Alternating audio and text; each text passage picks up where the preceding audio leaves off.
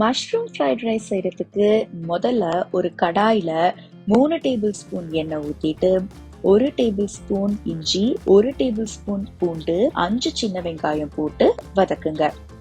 அதுக்கப்புறம் ஒரு கேரட், 4 பீன்ஸை போட்டு 2 நிமிஷத்துக்கு நல்லா டாஸ் பண்ணி வதக்குங்க. இப்போ 200 கிராம் மஷ்ரூம் இல்ல காளான சேர்த்துடுங்க. நல்லா சாஃப்டா டாஸ் பண்ணி வதக்குங்க. இப்போ 200 கிராம் வேக வச்ச பாஸ்மதி ரைஸை சேர்த்துடுங்க. நல்லா மிக்ஸ் பண்ணுங்க.